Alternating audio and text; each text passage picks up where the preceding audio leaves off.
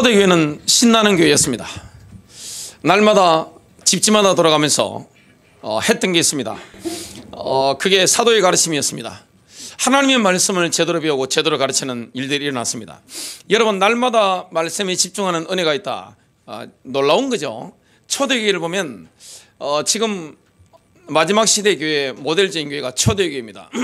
우리가 초대교회를 놓고 기도하겠습니다. 그 초대교회 하나님 역사가 이 마지막 시대에 회복되지고 더욱더 강력하게 성령의 기름 부으심 속에 교회가 인도받게 되어 있습니다.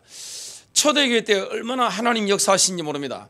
지금 마지막 때 하나님 그런 은혜의 문을 여시는 겁니다. 초대교회 때 이 성령의 이 강력한 임재가 있었던 것처럼 이 마지막 시대도 뭡니까? 영계가 열린 시대입니다. 영계가 열려있기 때문에 뭡니까? 지구상 어디에 있든지, 내가 어느 장소에 있든지, 어떤 입장에 있든지, 어떤 하나님의 섭리 가운데 처해 있든지 상관없이 내가 하나님을 향해서 마음을 열어버리면 어떻게 되느냐? 영의 성령이 부어버립니다. 그냥 부어버리는 거예요. 지금 그런 좋은 시대를 우리가 맞이하게 된 겁니다. 이전에는 오순절 교단 이쪽에만 성령의 강하게 역사를 하면서 막 성장했죠. 그게 비주류 교단이었는데 오순절이 지금 전 세계 넘버원 이렇게 올라선 걸 보게 됩니다. 근데 이 마지막 시대에 들어서면서 오순절뿐만 아니라 주류 교단이라든지 전 세계 교회 하나님께서 이 성령의 능력으로 막 강하게 역사하는 것을 우리가 보고 있잖아요. 막 일어나는 겁니다. 미국 가운데서도 그 기독교 어렵다고 하는데 교회 가운데 성령의 불길이 막 붙는 거예요. 전 세계적으로 마찬가지입니다. 코로나 상관이 없어요. 그냥 막 성령이 막 힘있게 그냥 뻗어나가는 것을 보게 됩니다. 초대교회는 특징이 뭡니까? 승리하는 겁니다. 완전히 날마다 말씀에 집중하는 거예요. 왜냐? 영이 많이 열려버리기 때문에, 영격이 열려버리기 때문에 이 말씀이 막 오는 거예요. 성령 받으면 특징이 있습니다. 초대교회 선자들처럼 말씀을 향한 갈급함이 막 생겨나게 됩니다. 막 말씀 듣고 싶어요. 그리고 말씀을 막 읽고 싶은 거예요. 진리를 향한 갈망하는 마음이 막 생겨나는 것을 보게 됩니다. 이 막 땡깁니다. 그냥 영이 막 땡겨가지고 말씀이 막 임하는 것을 보게 됩니다. 그러면서 뭐 하게 됩니까? 교제가 날마다 일어나게 되는 거예요. 성도들이 집집마다 돌아가면서 기도회를 하는데 여기서 교제가 뭡니까? 영이 통해버리고 말씀이 통하기 때문에 영이 통하고 마음이 딱 통해버리는 겁니다. 얼마나 영적으로 성령의 분위기가 강한지 이렇게 막 흘러가는 겁니다. 모이면 뭐 하는 겁니까? 식사하면서 같이 교제가 되는 겁니다. 밥 먹는 자리, 같이 식사하는 자리 뭐가 되는 겁니까? 교제의 장소, 아름다운 장소, 찬송하면서 기도하고 또 말씀도 나누고 이렇게 되는 겁니다. 불신자들이 신자들이 식사하는 모습 보고요, 감동받아 버리는 겁니다. 왜냐? 신자의 본 모습을 현장에서 가정집에서 딱 보는 겁니다. 야, 진짜 믿는 게 저런 거네. 이렇게 마음에 그냥 감동의 울림이 막 오는 겁니다. 이러면서 현장에서 뭐 했습니까? 밖을 향해서 기도의 팔을 막 뻗친 겁니다. 막 기도하는 거예요. 위정자를 놓고 기도하는 거예요. 민족과 열방을 놓고 기도하는 거예요. 이웃들 놓고 막 기도하는 겁니다. 기도의 물길이 막 흐르니까 어떻게 되느냐? 이웃과의 관계도 좋아지는 겁니다. 여러분, 우리가 이 비밀을 있다 그러면 어떻게 되죠? 주변 사람들과의 관계도 좋아집니다. 다 도와주는 것을 경험하게 됩니다. 여러분, 사업하는 분들 뭐합니까? 거래처 놓고 기도하는 겁니다. 직장 다니는 분들 뭐합니까? 주변 인물들, 상사나 모든 부하들 놓고 기도하는 겁니다. 동료들 놓고. 학교 다니는 학생들은 어떻게 됩니까? 학교 선생님부터 주변 인물을 놓고 한 명 한 명 이름 부르면서 기도하는 거예요. 그러면 어떤 일이 일어납니까? 그냥 리더가 되어버리는 겁니다. 이런 현장에 승리하는 사람들이 뭡니까? 오늘 제목이 공동집회입니다. 집회로 모이게 되는 겁니다. 지금은 시대가 어떤 시대입니까? 온라인, 오프라인이 같이 가는 시대입니다. 그렇기 때문에 지금 막 변혁이 막 일어나죠. 비본질적인 것은 소멸되어 버립니다. 다 바뀌는 거예요. 은행 바뀌는 거 한번 보시기 바랍니다. 지금 유통구조가 바뀌는 거 한번 보시기 바랍니다. 급속도로 막 바뀌고 있잖아요. 근데 본질은 바뀌지 않는 거예요. 본질이 뭡니까? 교회의 본질은 오직 예수입니다. 이 오직 예수 외에는 뭡니까? 그냥 다 바뀌어버리는 거예요. 엄청난 변혁이 막 일어나는 겁니다. 초대교회는요, 이렇게 승리하던 사람들이 공동 집회, 전체가 모이는 집회를 하게 된 거예요. 그 당시에는 온라인이라는 게 없었는데 지금 뭡니까? 온라인으로도 인터넷 집속해서 들어오고 오프라인에도 이렇게 함께 인도받는 겁니다. 그런데 결집이 막 되는 거예요. 옛날에는 양자 물리학이라든지 이런 과학이 발전하지 않았기 때문에 온라인 오프라인이 함께 간다 이해가 안 되는데 지금은 이해가 쉽잖아요. 떨어져 있어도 거리와 상관없는 시대가 지금 온 겁니다. 복음이 그냥 강력하게 파급될 수 있는 그런 시대가 지금 맞이하게 된 겁니다. 이 주님이 얼마나 지금 급하셨는지 이렇게 인도하시는 것을 보게 됩니다. 바울이 뭘 활용했죠? 바울은 전도한 데가 어디입니까? 도심만 딱딱 집었습니다. 중요한 쉽게 말하면 뭡니까? 우리나라로 친다면 광역 도시만 탁탁 집어가지고 다닌 겁니다. 쉽게 말하면 뭡니까? 고속도로가 모이는 그 지점 있죠? 거기만 탁탁 집은 겁니다. 제가 경상북도 상주라는 데를 어디 집회에 갔다가 올라오다가 상주라는 데를 들어갔습니다. 저녁을 먹으러 갔는데 그 식당 주인이 그러더라고요. 고속도로가 놓여지면 상권이 잘 될 줄 알았답니다. 근데 고속도로 딱 놓이고 나서 손님들이 어디 갔느냐 하면 그 근처에 구미라는 데가 있는데 구미시로 싹 빠져나갔답니다. 지금 그러면 바울이 상주로 갔겠어요? 구미로 가겠어요? 바울 같으면 구미로 가는 겁니다. 교통의 요충지만 탁탁 집어가는 겁니다. 지금은 그런 데가 어디입니까? 이 오프라인 현장에는 뭐합니까? 그런 중요 도시들 지금은 어디로 들어간 겁니까? 온라인으로. 바울 같으면 온라인 엄청 했겠죠. 이전에는 라디오 설교했잖아요. 그 다음에 방송국 설교했습니다. 테이프 가지고 옛날 테이프 막 듣고 막 그랬잖아요. 그 다음에 뭐가 나왔죠? CD 막 나왔습니다. MP3 막 다운받고 막 여러 가지 막 들었는데 지금은 뭡니까? 실시간입니다. 다 시대가 바뀐 거예요. 온라인 오프라인이 함께 가는 시대 이렇게 바뀐 겁니다. 근데 본질은 똑같단 말이죠. 승리하는 사람들이 뭡니까? 공동 집회로 모이는 겁니다. 그래서 성경을 보면 장수는 별로 중요한 게 아니에요. 모임의 목적만 충족될 수 있으면 모임의 장소는 온라인이든 오프라인이든 어떤 장소든 상관이 없는 겁니다. 우리가 생각의 전환이 되어야 되는 게 뭡니까? 예배당이라는 개념 자체가 교회당 이게 성전으로 생각합니다. 그건 착각입니다. 그럴 수 있지만 성도들이 모임이 성전이고 교회입니다. 각 개인이 뭡니까? 교회와 성전인 겁니다. 모임의 목적만 충족시킬 수 있으면 온라인을 오픈해도 상관없습니다. 그리고 어떤 장소든지 괜찮은 거예요.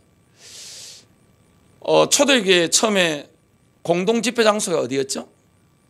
예루살렘 성전입니다. 유대인들밖에 없었습니다. 그 당시에는. 그리고 지금 바울이 드로아에 갔는데 거기서는 어디로 간 겁니까? 다락방으로 간 겁니다. 우리 다락방 한국적인 개념 특징이 뭐죠? 이게 조그만 방이 사다리 타고 올라가는 그 방으로 생각하는데 그건 다락방이 아닙니다. 이스라엘 가보면 마가다락방에 가봤지만 2층 정도 됩니다. 위에 있는 방입니다. 똑같은 방이에요. 굉장히 넓어요. 똑같은 방입니다. 거기 가서 바울이 뭐합니까? 집회를 하게 된 겁니다. 밥 먹으면서. 또 사도 바울이 어디로 갔습니까? 두란노 서원. 두란노라고 하는 이 철학자의 학교 있죠. 학교 건물을 빌려가지고 1년 6개월 동안 집회를 계속 한 겁니다. 중요한 건 뭡니까? 장소 개념이 아닙니다. 모임의 목적만 맞다면 학교 건물이든 어떤 건물이든 예배당이면 좋겠죠. 그리고 온라인이든 오프라인이든 지금 상관이 없는 시대에 그런 겁니다. 그래서 모일 때 뭐 있는가? 첫 번째입니다. 초대교회는 전체가 함께 모이는 공동 집회를 통하여 서로를 세워나갔습니다. 현장에서 승리하는 사람들이 모이니까 어떻게 됩니까? 서로 막 세워지는 겁니다. 여러분 뭐 했겠습니까? 예배 드리는 겁니다. 모이면서 뭐 하느냐? 집회를 하면서 하나님을 경배하는데 이때 얼마나 성령이 강하게 역사했겠나 하면 여러분 추론을 해낼 수 있습니다. 현장에서 날마다 말씀 붙잡고 말씀을 계속 배운단 말이죠. 그리고 서로 엄청난 기도의 속에 막 교제한단 말이죠. 식사하면서 막 나눈단 말이죠. 현장에서 나라와 민족을 놓고 이웃을 놓고 계속 기도에 물결을 흘려보낸단 말이죠. 이런 사람들이 모이니까 어떻게 됩니까? 예배 때 성령의 그 파워라는 게 엄청난 겁니다. 막 그냥 그 성령의 열기라는 건 그냥 말로 표현이 안 되는 거예요. 요한복음 4장 23절부터 24절입니다. 아버지께 참되게 예배하는 자들은 영과 진리로 예배할 때가 오나니 곧 이때라. 아버지께서는 자기에게 이렇게 예배하는 자들을 찾으시느니라. 하나님은 영이시니 예배하는 자가 영과 진리로 예배할지니라. 예배를 통해서 내 영이 하나님 영과 결합되어 버리는 겁니다. 마치 신혼 첫날 밤처럼 남녀가 만나는 것처럼 그렇게 하나 되는 겁니다. 이때 뭐가 일어나죠? 창조 역사가 일어나는 겁니다. 여러분, 이 진정으로 성령 받은 사람들이 집회로 모일 때 뭐가 나타나죠? 창조의 능력이 나타납니다. 열매들이 막 맺히는 거예요. 성령의 능력이 막 나타나는 거예요. 그냥 예배 참석하면 어떻게 됩니까? 예배 시간에 변해버리는 거야. 내 인생이 바뀌는 거야. 치유돼 버리는 거냐. 귀신들이 막 떠나가 버리는 거예요. 영적인 어둠이 막 떠나가는 겁니다. 그 예배만 딱 드렸는데 어떻게 됩니까? 가보면 응답되는 것을 보게 됩니다. 또한 초대교회는 하나님이 각자에게 주신 은사를 가지고 서로를 세워나가는 겁니다. 성령 받았기 때문에 각 사람에게 성령님께서 뭘 줍니까? 은사랑은 선물이죠. 기프트입니다. 각 사람의 선물 나눠주시는 거예요. 각 사람의 믿음을 분량을 따라서 하나님의 은사들을 막 나눠주시는 거예요. 그 은사 가지고 뭡니까? 공동 집회 때는 전체가 집회로 모일 때는 뭡니까? 일하러 모이는 겁니다. 섬기려고 모이는 겁니다. 뭐 하는 겁니까? 사람을 세워나가는 거예요. 집회 때 모인 다른 사람을 세워나가는 거예요. 고린도전서 14장 26절 너희가 모일 때 각각 찬송시도 있으며 가르치는 말씀도 있으며 교리죠. 계시도 있으며 방언도 있으며 통역함도 있나니 모든 것을 덕을 세우기 위하여 하라. 여러분, 집회로 모이면, 공동 집회로 모이면 어떤 일이 일어납니까? 기도하죠. 각종 하나님이 주신 은사가 막 임하죠. 은사가 임했기 때문에 그 은사 가지고 뭡니까? 다른 사람을 막 섬기는 겁니다. 예언을 통해 섬길 수 있는 것이고, 가르치는 말씀, 지식의 말씀, 지혜의 말씀으로 섬기고, 그리고 병을 고치는 은사 받은 사람 특징이 뭡니까? 병 고치는 은사 받은 분들 보면 특징이 있죠. 본인이 나아버린 경험이 많기 때문에 확실한 믿음이 있습니다. 예수 믿는 사람은 누구나 치유할 수 있지만 이 은사가 강력하게 나타나는 분들은 뭡니까? 손잡으면 치유돼 버리는 겁니다. 그런 걸 우리가 많이 보잖아요. 이게 놀라운 하나님의 역사입니다. 그러면서 뭐 하느냐? 각 사람이 그리스도의 장성한 분량에 이르도록 막 도와주는 겁니다. 막 섬기는 겁니다. 얼마나 활력이 있는지 몰라요. 딱 와서 그냥 예배만 드리고 가는 것은 아닙니다. 다른 사람을 막 섬기는 거예요. 그리고 모이면 뭡니까? 은사만 가지고 섬기는 게 아니라 사람을 격려하는 겁니다. 여러분, 언제 힘납니까? 격려받을 때. 하나님 말씀 들을 때 격려가 되잖아요. 예언을 딱 들을 때 어떻게 됩니까? 격려가 막 되잖아요. 내가 가장 고민되고 있는 부분에 예언을 한다. 검증된 분이 예언을 한다. 그럼 어떻게 되죠? 힘이 나죠. 소망이 막 생기는 겁니다. 힘 빠져가지고 왔다가 어떻게 되느냐? 말씀 듣고 예언 듣고 은사들이 막 나타날 때 막 힘이 나는 겁니다. 이게 영적 공동체입니다. 사실 이런 부분이 지금 현대교회에서는 힘든 게 뭐냐면 육신적인 공동체를 이게 뭐 조직으로 뭐 권력으로 막 짜여지기 때문에 쉽지 않은데, 그래서 지금은 어떻게 됩니까? 성령의 인도받도록 가능하면 뭘 안 만들어야 되는 거예요. 성령의 역사 속에 막 들어가는 거죠. 성령의 사람이 말할 때 어떻게 됩니까? 영의 터치가 일어납니다. 들으면 살아나 버리는 겁니다. 격려를 내가 받게 됩니다. 권면 받을 때, 여러분, 이 영적으로 성숙된 분들이 하는 권면, 성령의 지혜가 있는 그 권면을 들을 때 힘이 나죠. 막 일어나게 됩니다. 이런 것을 경험하게 되는 겁니다. 그리고 초대 교회는 다 함께 공동 집회를 모일 때 뭐 했을까요? 식탁 교제를 한 겁니다. 그 장소가 밥 먹는 장소가 되는 겁니다. 그리고 성만찬에 참여하게 된 겁니다. 성찬식을 하게 된 거죠. 그래서 성만찬하면서 성도 각자가 그리스도의 몸된 교회의 구성원임을 확인할 수 있었던 겁니다. 그리스도께서 우리의 죄 때문에 십자가에서 피 흘려 죽으셨음을 선포하는 겁니다. 이게 성찬식입니다. 고린도전서 11장 26절, 너희가 이 떡을 먹으며 빵을 뗀 거죠. 이스라엘에는 떡 안 먹습니다. 다 빵을 떼는 겁니다. 빵을 뗐죠. 이 잔을 마실 때마다 포도주죠. 주의 죽으심을 그가 오실 때까지 전하는 것이니라. 전하다는 게 원어적인 의미가 뭡니까? 선포하는 겁니다. 주님이 죽으신 것을 뭡니까? 성찬식 하면서 집회로 모일 때마다 뭐 하느냐? 선포하는 거예요. 주님이 우리 죄를 위해 죽으셨다, 부활하셨다. 이걸 선포하는 게 뭡니까? 성찬식입니다. 성만찬을 통해서 그리스도의 살과 피를 한 날, 한 장소, 한 시에 먹고 마심으로 자신들이 한 몸이요 한 지체가 됨을 확인했습니다. 그 많은 성도들이 모인단 말이죠. 집회 때 어떻게 됩니까? 한 몸이 됐구나, 한 지체가 됐구나, 이걸 확인하는 겁니다. 여러분, 성찬식에 참여하는 건 어떤 의미가 있습니까? 내가 주님께 충성하는 겁니다. 내가 주님께 신실하고 맹세하는 겁니다. 그리고 내가 같이 성찬식에 참여한 분들 있죠. 다른 성도들을 위해서 뭡니까? 주님이 내게 생명 주셨던 것처럼 내가 생명 걸고 헌신하고 내가 맹세하는 자리가 뭡니까? 바로 성찬식입니다. 이걸 모일 때마다 하게 된 겁니다. 집회를 모일 때 요한복음 6장 56절 57절입니다. 내 살을 먹고 내 피를 마시는 자는 내 안에 거하고 나도 그의 안에 거하나니 나를 먹는 그 사람도 나로 말미암아 살리라. 성찬식에 참여하면 어떻게 됩니까?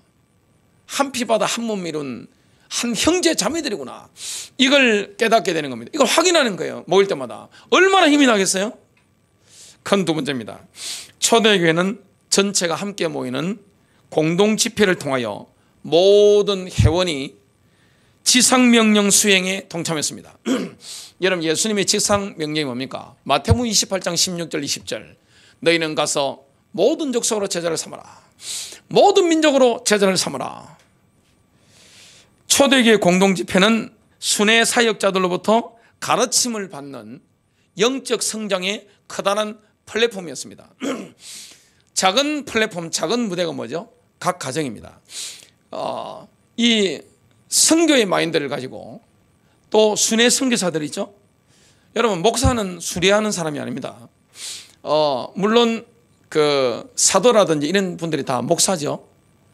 목회하는 분들이 아니에요.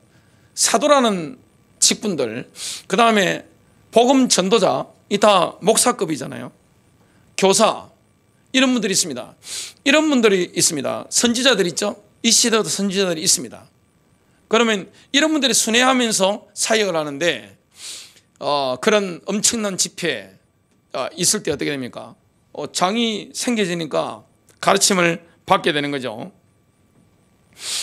순회 사역자는 바울이 수년 만에, 몇 년 만에 예루살렘 교회를 방문했습니다. 이때 예루살렘 교회 리더였던 야고보가 뭐라고 합니까? 사도행전 21장 20절 22절에 보면 바울 보고 이런 말을 합니다. 내가 직접 집회를 해야 되겠다, 이런 부탁을 하는 겁니다. 바울 보고 집회 부탁을 한 겁니다. 지금은 뭐 선교사님들 간정 수준으로 떴습니다만은 초대교회는 어떻게 됩니까? 바울은 선교사잖아요. 바울은 전도자이면서, 복음 전하는 전도자이면서 교회를 세우는 사도였습니다. 그 영적인 수준이 굉장히 높죠. 그리고 전 세계적인 마인드를 가지고 사역하는 분이기 때문에 그걸 집회 시간에 배우게 된 겁니다. 그리고 안디옥 교회를 보면 공동 집회로 함께 모였을 때 파송 선교사로부터 직접적인 보고를 들었습니다. 그 당시에는 선교사를 직접 파송하는 거죠. 그리고 이 파송 선교자가 누구로부터 파송받았습니까? 사도행전 13장에 보면 선교위원회에서 파송한 게 아니에요. 누가 파송했습니까? 성령님께서 직접 딱 집어먹기까지 뭡니까? 보내라고 한 겁니다. 그것도 교재 중에 인본주의가 없는 거예요. 그냥 내가 나가겠다 이런 거 아닙니다. 참 그래서 이거 검증된 선교사를 찾는다 세운다 이것도 참 쉬운 게 아닌 시대에 지금 우리가 살고 있죠. 워낙 좀 많으니까 그렇습니다. 바울은 성령이 보낸 선교사입니다. 바나바도 그렇고. 바울이 2, 3년 동안의 선교 사역을 보고하려고 안디옥 교회에 딱 섰을 때 그 자리에 몇 명 정도 있었겠습니까? 여러분 예상을 한번 해보시기 바랍니다. 안디옥 교회 그 당시에 안디옥은 인구 굉장히 많습니다. 안디옥은 상당히 대형 도시입니다. 엄청난 거점 도시입니다. 바울이 선교 보고하려고 섰을 때 적어도 그 자리에서는 15,000명이 넘게 있었습니다. 바울이 선교 보고하러 딱 섰는데 15,000명의 이상 사람들이요 마치 구름대처럼 모인다 이걸 보고 한자로 운집한다 그러죠. 운집한 거예요. 그 당시 마이크 없었습니다. 여러분 앰프 시설이 없잖아요. 제가 다녀보니까 이 마이크 앰프 시설 제일 잘 된 데가 보니까 나이트클럽이더라고요.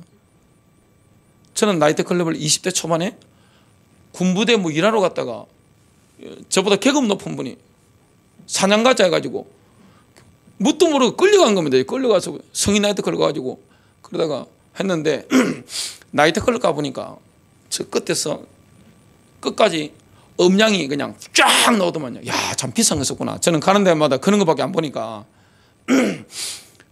그리고 카네기 홀, 뭐 이런 유명한 홀들 있죠. 뭐 노래하는 이런 데 가보면 음량 시설이 얼마나 잘 되어 있습니까?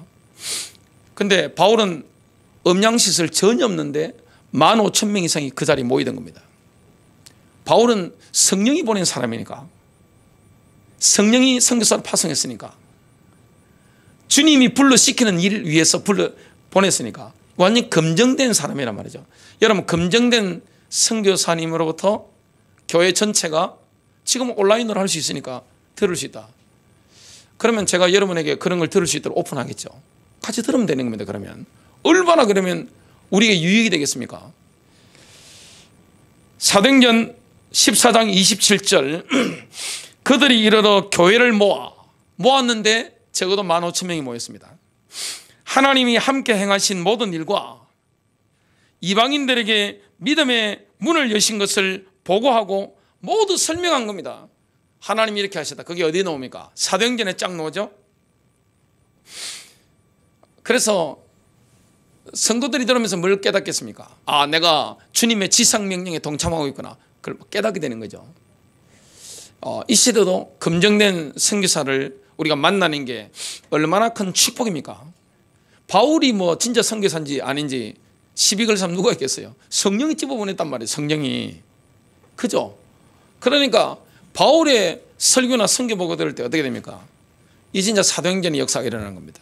얼마나 우리에게 감동과 뜨거움과 이런 걸 주겠어요? 초대교회는 공동집회를 모일 때 순회 사역자들이 보낸 편지를 읽은 겁니다. 바울 서신, 그리고 공동서신이라고 있죠. 베드로 서신, 야고보 서신 이런 것들이 있죠. 그걸 전체 읽은 겁니다. 지금 우리 지금 뭡니까? 선교사님들의 동영상 메시지. 베드로는 완전히 검증된 인물이죠. 또 사도 요한 완전히 검증된 인물이잖아요. 야고보도 마찬가지고 뭐 바울은 말할 것도 없고 그렇죠. 그 편지를 읽는 겁니다. 지금은 지금 뭡니까? 영상 편지를 듣는 겁니다. 옛날에는 그거 들으려면 어떻게 됩니까? 다 모여야 돼요. 그냥 15,000명이 모이든 10,000명이 모이든 1,000명이 모이든 500명이 모이든 무조건 모아놓고 해야 돼요. 그 당시 문맹률이 몇 퍼센트 아세요? 그 당시 로마 시대인데 적어도 글자를 읽지 못하는 문맹 사람들이 50%입니다. 여러분 10,000명이 모였다 그러면 그중에 5,000명은 글자를 모르는 거예요. 500명이 모였다 그러면 250명은 글자를 읽을 수가 없는 거예요. 그러면 어떻게 됩니까? 교회 장로가 있겠죠. 장로가 뭐 하는 겁니까? 큰 소리를 읽겠죠. 마이크가 없으니까 큰 소리 읽고 빨리 읽으면 알아듣겠습니까? 무시할 겁니까? 무시할 겁니까? 그럴 거 아니에요. 뭐라 하노? 그럴 거 아니에요. 그냥 안 들려요. 그럴 거 아니에요. 연세 많은 분들은 뭐 하는 겁니까? 장로가 큰 소리로 아주 천천히 바울이 보낸 편지, 야고보가 보낸 편지, 베드로가 보낸 편지, 사도 요한이 보낸 편지, 이걸 읽어주는 겁니다. 완전히 뭐 성령이 감동돼 가지고 하니까 얼마나 마음에 꽂히겠어요? 우리가 지금 성경으로 기록돼 가지고 은혜 받을 만큼 그런 아주 영감 있는 메시지가 선포되니까 그걸 전체 집회 때 모이게 된 겁니다. 듣게 된 겁니다. 그래서 바울은 뭐라 합니까? 자신이 골로새 교회에 편지를 보냈는데요. 골로새 교회는 바울이 세운 교회가 아닙니다. 바울이 제자를 많이 찾아 세웠는데 바울의 제자 중에 에바브라라는 제자가 있습니다. 에바브라가 가서 세운 교회입니다. 근데 바울이 골로새 교회에 편지를 보내면서 뭐라고 합니까? 인근 도시들에게도 보내라. 인근 지역들이 있죠. 골로새 주변에 인근 지역들이 있을 거 아니에요. 거기에 보내가지고 그들도 읽게 만들어라. 회람을 시키라. 지금은 지금 뭡니까? 그럴 필요가 없잖아요. 지금은 동영상 딱 들어가지고 교회마다 필요하면 어떻게 됩니까? 진짜 검증된 선교사 같으면 사도급 있잖아요. 누가 보더라도 험잡을 데 없이 순결하게 사역하는 분 같으면 어떻게 됩니까? 어떤 중요한 선교단체는 여기서 중요한 선교사가 말씀을 전하가 세미나를 하면 어떻게 됩니까? 같이 들을 수 있는 겁니다. 이게 굉장히 도움됩니다. 그래서 바울이 이렇게 골로새서 4장 16절 이렇게 기록했습니다. 이 편지를 너희에게서 읽은 후에 라오디게아인의 교회에서도 함께 읽게 하고, 라오디게아 교회도 읽게 만들어라. 이거 골로새 너희들에게 보낸 편지 회람시켜서 읽게 만들어 그랬습니다. 또 라오디게아로부터 오는 편지를 너희도 읽어라. 라오디게아 교회에 바울이 편지를 보냈는데 라오디게아 교회 사람들 다 모아놓고 읽게 만들잖아요. 한 번 읽어가지고 알아듣습니까? 적어도 두 번, 세 번 읽어야 되잖아요. 그죠? 큰 소리 읽어야 됩니다. 근데 거기만 읽는 게 아니라 골로새 교회도 그 편지를 돌려가지고 회람시키 읽는 겁니다. 지금 같으면 어떻게 됩니까? 동영상 실시간으로 그냥 스마트폰으로 예배당에서 전국적으로 들을 수 있는 거죠. 이런 좋은 시대를 정말 우리가 맞이했습니다. 그래서 우리가 21세기를 살아간다는 것은 영적으로 넓어질 수 있고 깊어질 수 있는 아주 폭넓은 이런 시대를 살고 있는 겁니다. 그 대신 지금 검증이 참 중요한 거죠. 마지막 큰 세 번째입니다. 초대교회는 전체가 함께 모이는 공동 집회를 통해서 대법원처럼 최종적인 판결을 내렸습니다.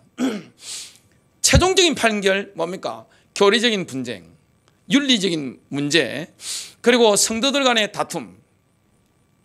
여러분, 교리적인 분쟁 이런 것들이 시대마다 있어 옵니다. 또 교회 안에 중요한 윤리적인 문제에 막 터질 때 있단 말이죠. 그것도 전체가 모여서 해결하는 겁니다.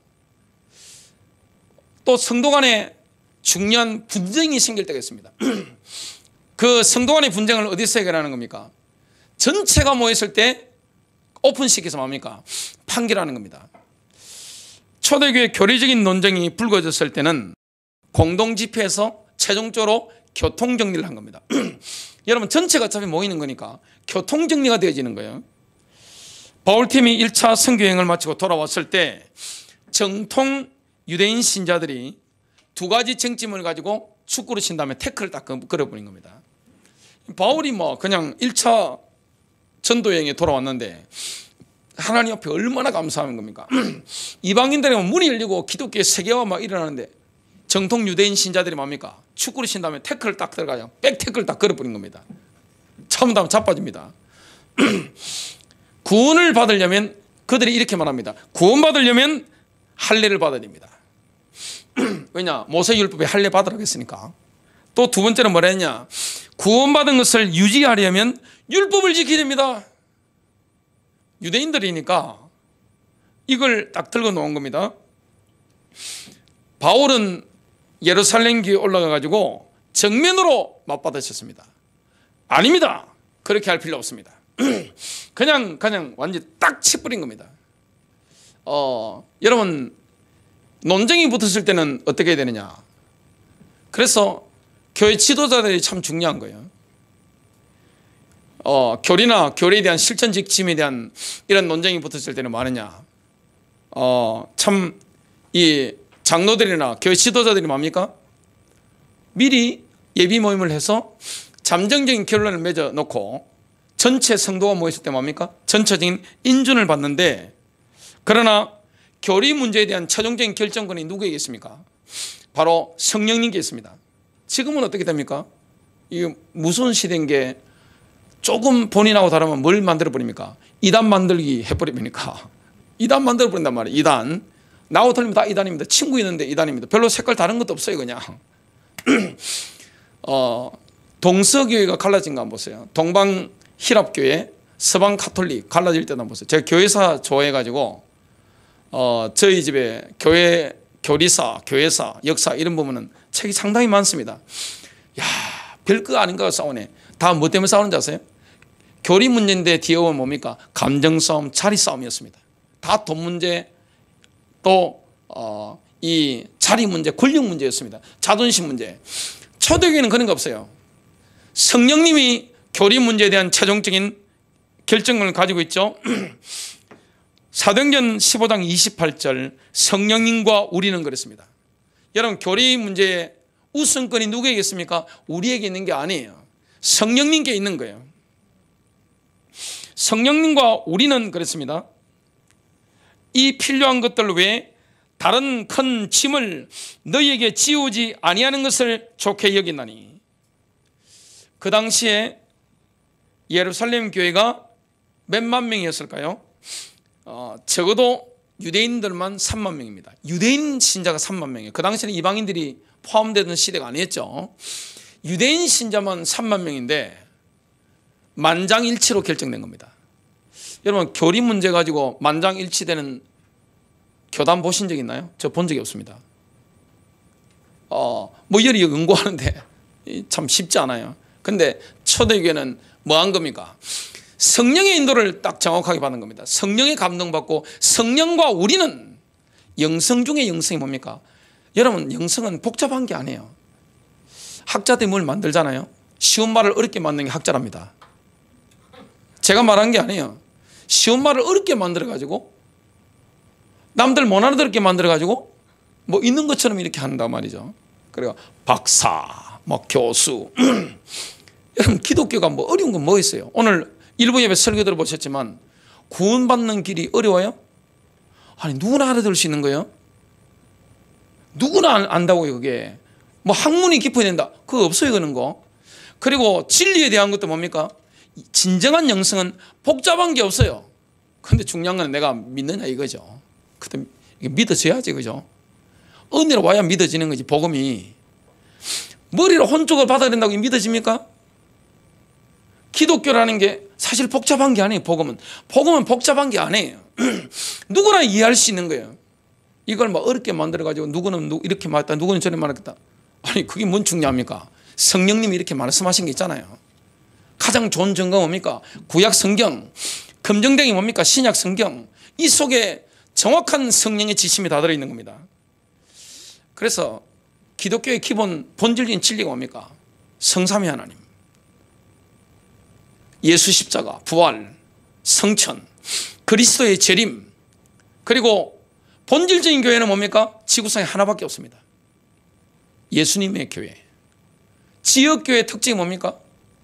뭐 장로교, 뭐 감리교 뭐 이런 거 없어요. 뭡니까? 지역은 하나의 교회밖에 없습니다. 그건 제 설교에 다 떠 있으니까요. 이거 외에는 뭐 하는 겁니까?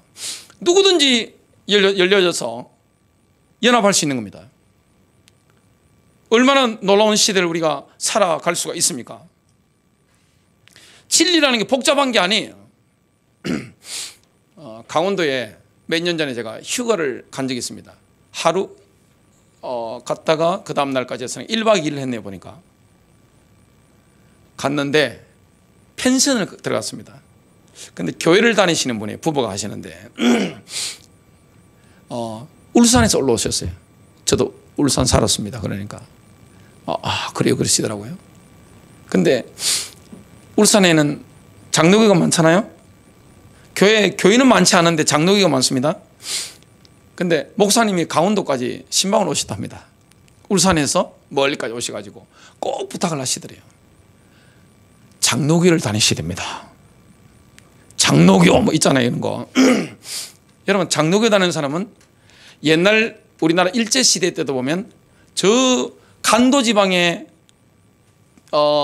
올라가가지고 독립운동하러 올라가는 분들이 많죠. 근데 올라가가 뭐 하느냐, 장로교 신자는 장로교회만 딱 가고 감리교 신자는 장로교 안 갑니다. 딱 감리교, 우리 감리교 딱 가는 겁니다. 근데 그 펜션 사장님 뭐라 하시느냐, 목사님, 이 강원도는 선교사들이 감리교를 처음부터 이렇게 했기 때문에 다 웬만하면 다 감리교고 장로교 가려면 이 바쁜 펜션 하면서 열심히 차로 가서 한 30분 넘게 가야 된다는 겁니다. 쭉 나가야 시골길 30분 달리야 있다는 겁니다. 여러분, 진리라는 거는 너무너무 단순한 거예요. 뭘 복잡하게 만들어가지고 뭐 어디 심오하게 뭘 못 깨달으면 하는 것처럼 그 이상한 겁니다.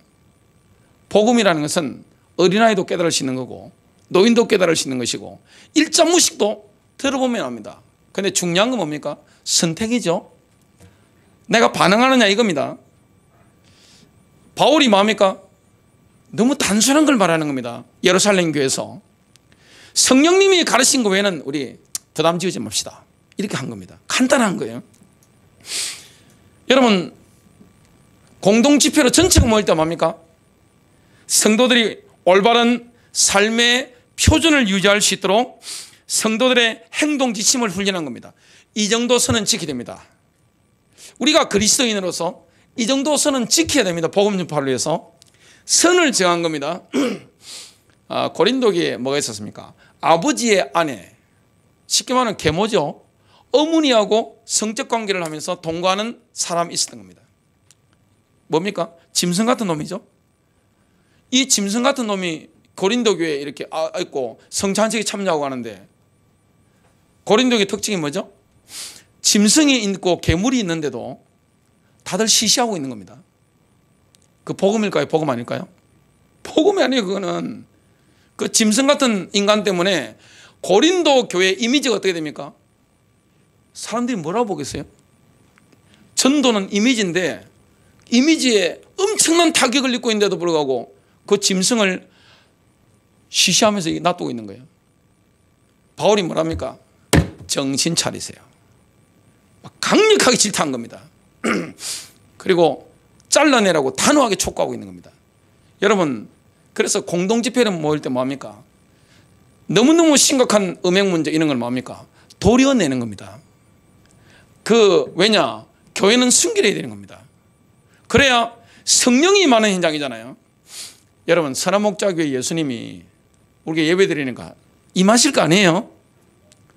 다 오셔가지고 짐승 같은 인간을 갖다가 알고 있으면서도 그렇게 시시하고 있다. 임재가 가능하겠어요? 임재하시겠어요?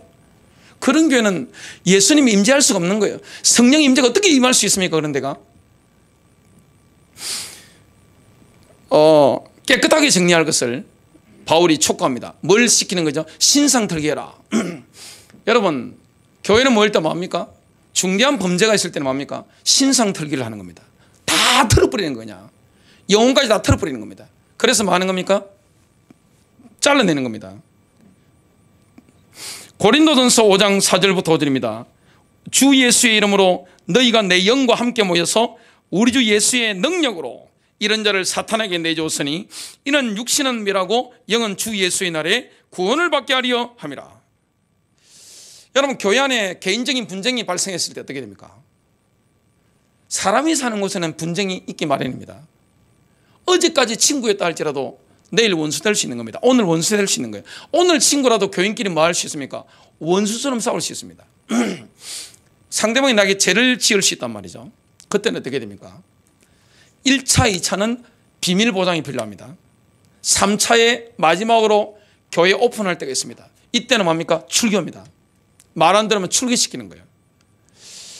그게 하나님의 법이고 이 시대에 하나님이 주신 복음의 은혜입니다.